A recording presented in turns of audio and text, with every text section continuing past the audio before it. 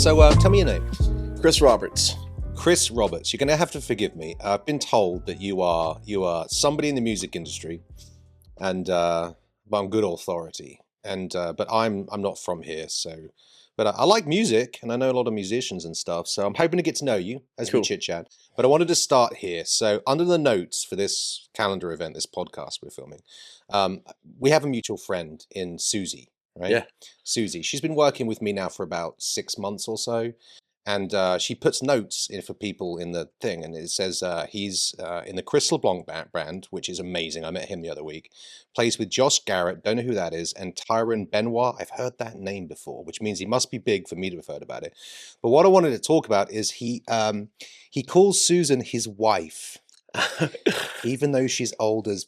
So see, here's the problem though, is because we've been working together 6 months, and I told her the other day that I think she's my work wife, and so we may have a little conflict here. Yeah, she's very wifeable. She's very wifeable. So how long have you known Susie? I'll tell you this, man. I was thinking about it on the way here, and because me and Susie have been texting and joking about this, and it's so sweet because I'm like, man, how did I meet Susie? Yeah. I'm like, oh yeah, she came to my house. That's the first time we hung out. I mean, she is very forward, but I mean, she hasn't done that to me yet. She knows my wife. So yeah, we were hanging out, and a mutual friend of ours, and he's like, hey, my friend from work, she helps me write songs, and okay, it's about 8 a.m. I'd just gotten in from a gig. He's getting ready to go to work, and we ended up hanging out through lunch, and yeah, so she's been incredibly useful to us around here. She's just like a gift that keeps on giving, ain't she? I love Susie. Yeah, absolutely. Indeed. So musician Susie, you must know David Saint Romain and all that kind of. That's the mutual friend I'm talking about. Okay, fantastic. So now this all starts to make sense. So tell me about your music career. How did you get started? Where are you born? You're local, or you're an implant? Yeah, I'm local. I'm born here in Baton Rouge, Louisiana. Mm-hmm.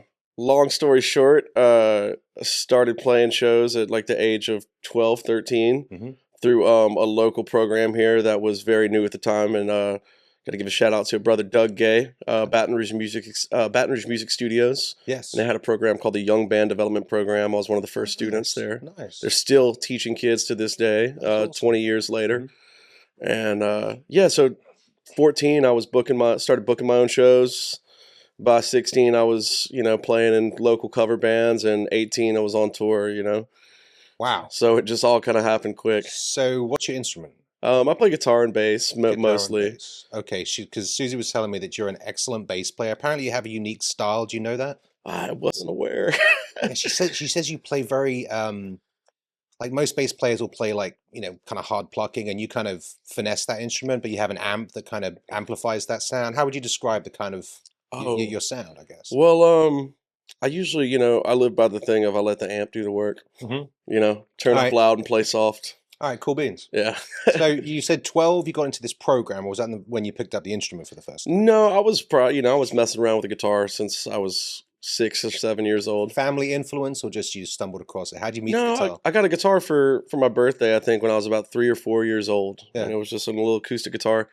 And it kind of sat around in the closet for a couple years. And when I'm about 7 years old, that movie School of Rock comes out with Jack Black. Yeah. And my dad brought it home from Blockbuster for you millennials. Yeah. And I saw the movie. I'm like, man, this movie's pretty inspiring. Sure. I wanted to go pick up that guitar, so. All right. So the journey started with some education. How long before you were doing gigs, you say? Oh, within 5 or 6 years of me picking up the guitar at age 7, I'm like 12 years old to start playing some shows. Very cool. So tell me about the type of music that you play, the type of bands that you play with. Where do people see you? Well, lately here, we've been making a record with a project I'm in, Dusan Garrett Benoit, DGB. And, pretty much anywhere here in the Gulf Coast area, between here and Florida or wherever, but we tour all kind of around. You're still obviously based in Baton Rouge, right? Yeah, based out of Baton Rouge / New Orleans. Okay, so without offending anybody, who'd you like to play with most? Oh, man, that's a tough one. See, it's like, you have several different favorite pairs of shoes. Yes. It's kind of one of those things, We could talk about Chris LeBlanc. We had him on the podcast, man. That man is so full of love. You can't help but love him, right? Yeah, I love Chris, man. So I met Chris at an early age. He would play some gigs at Superior Grill on Government Street.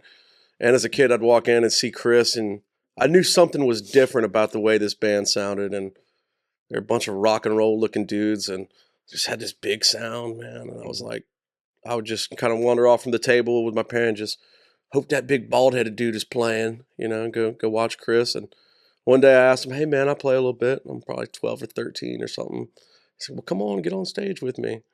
And I remember his Uncle Lou, or my Uncle Lou too now, lifting the bass strap for me when I'm a kid, and me sitting in and jamming with Chris way back then. So it's a special thing to keeping those musical relationships. And How does that work? I mean, because I think like kids today, I mean, I don't know, 20 years ago or so, people would more inclined to leave their doors unlocked. So culture's changed, but the idea that you can just walk up to a band, like, is that still alive and well here as far as like the music community I goes? really do think so. It is. You do? Yeah. Music is one of those things that is so welcoming, and so the people around it, it's meant to be shared. Okay. So I know when I see younger kids that come up now and I want to support that as much as I can, because Are there any places that like there used to be that jam down on 3rd Street? I know it kind of wrapped. Did it move or something? Or I'm not sure about that where do you particular go one. to play if you just want to go jam? I'll tell you, I cut my teeth for many years in the Fat Cat Saloon over on Airline Highway in Prairieville.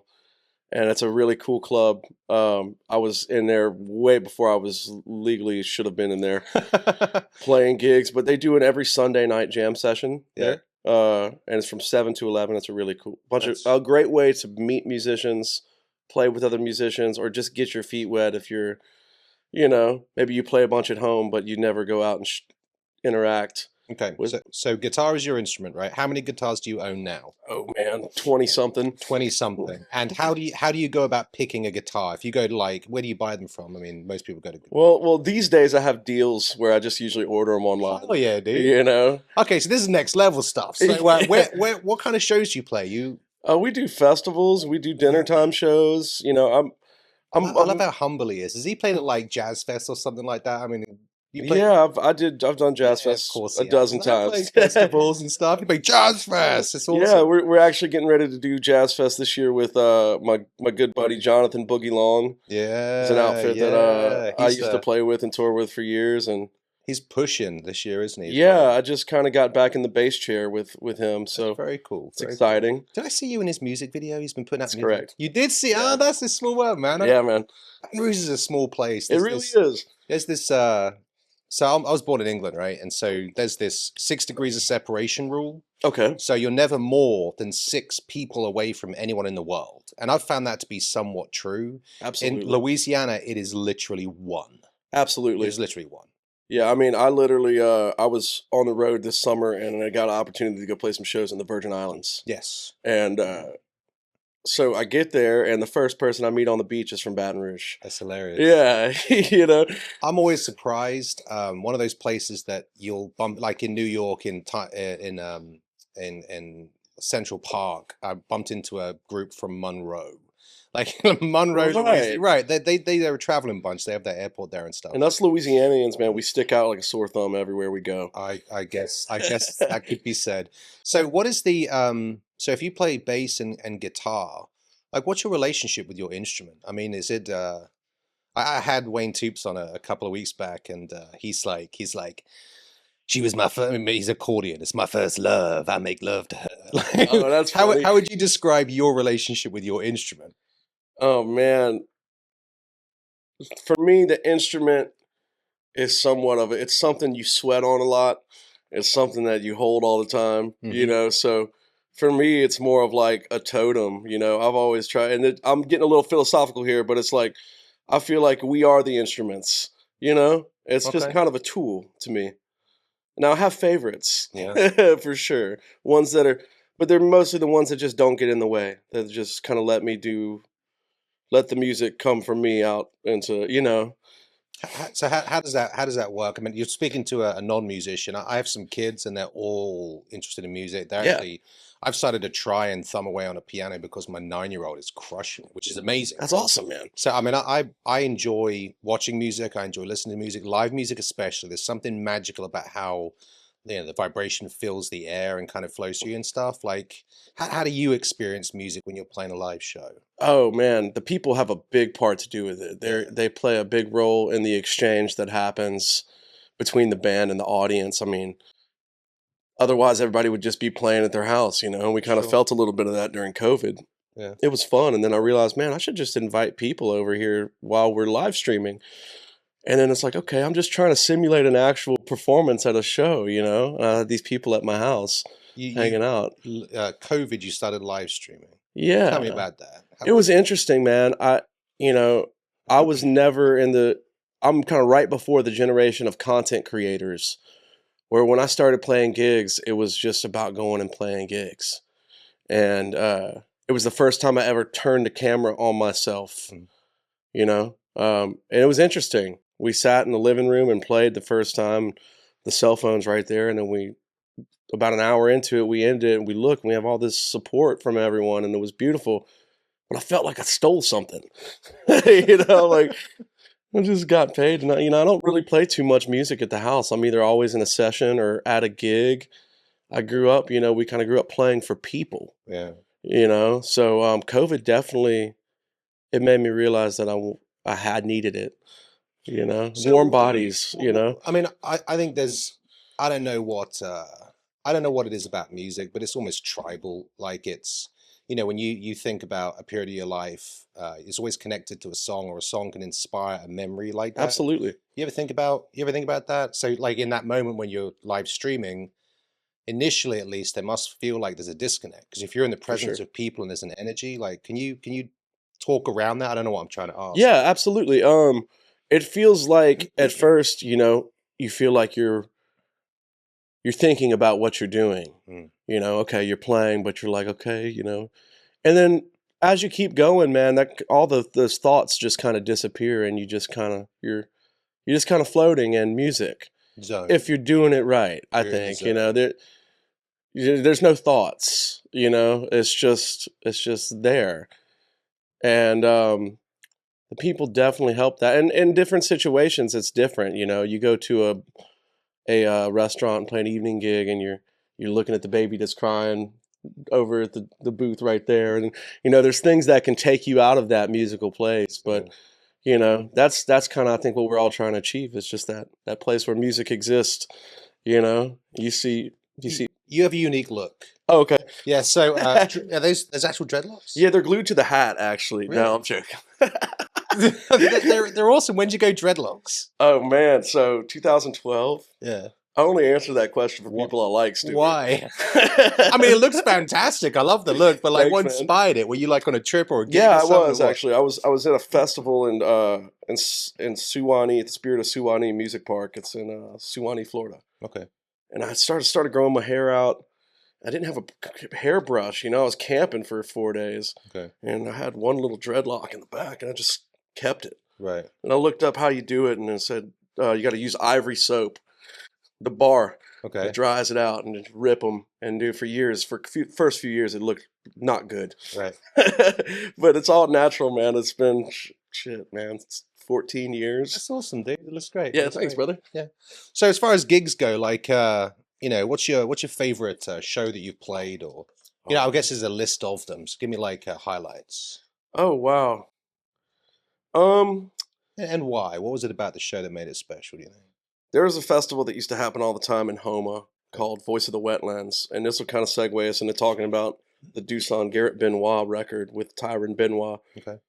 This was a festival put on by Tyron's older brother Tab Benoit, and it was a lot of great Louisiana culture, all Louisiana artists. Sure. And it was in the fall time, around October, in Homa, and that was always a gig I'd look forward to every year, because you go out and you see all your friends, you camp, you get to be around Louisiana's best. They stopped doing it around after COVID. Really? Yeah, but that was one of my favorite gigs. It was called the Voice of the Wetlands Festival. That was one I look forward to every year. Why did it stop? I think there was some issues with the land they were using on the festival. I'm not sure Okay. completely. So if anyone has any land in home with it, they Yeah, want it. let's bring back Voice of the Wetlands. Yeah, Come no on. doubt, no doubt. It's special. So as far as like albums and stuff, if people want to look up your music and like what would they search for? Is you on like you said you're on social and stuff? Yeah, I have Instagram at Music Chris R is my tag. Okay. Had that for a while. It doesn't, I don't have the most traffic, but it's cool. People can. Yeah. I post my gigs on Facebook. I post my gigs on Instagram. I just recently got into TikTok. Okay. So, other than that, you can look up Dusan Garrett Benoit. You can look up the Crystal Blanc Band, Mike Dusan, and Chris Roberts. Look up those three. So being in video production, now we're in corporate video production. As a group, we are pretty passionate about film and video production generally, and so a lot of our documentary stuff that we're getting into is kind of passion stuff Cool. we do in our spare time.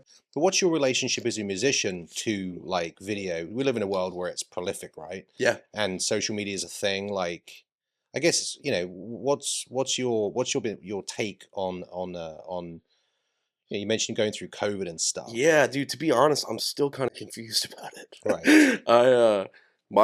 For years, my process, I get home from the gig and I look on my socials, and people have taken all this wonderful footage from the gig and pictures, and I just approve it, share, and so creating content is something that we've kind of been pushing a little bit in this Dusan Garrett Benoit, and I'm in that band and trying to, I've always been a do-it-yourselfer, as far as band guy, but this new endeavor is, I'm still kind of, your buddy Lance, we have a mutual friend. Another one. Yeah. We move in similar circles. It's great. It's Yeah, great. man. It's great. Yeah, He's actually hit me a little bit to it, man, and has helped me fight the learning curve here. there's always one. It's worth pushing through. Like yeah, Lance is an interesting cat. He's very technically minded, and so it makes sense that he would kind of jump in and help you out with that. I'm glad you two are involved. Absolutely. Yeah, I played on his record, how on his cool. past 2 records, yeah. Yeah, he's always talking to me about the studio work that he does and the people that he has. Great you're on that songwriter. list. You're on that list. Awesome. Yeah, Yeah. love Lance. Where are you headed? Like, is there anything? I mean, you've been doing this. How old are you now?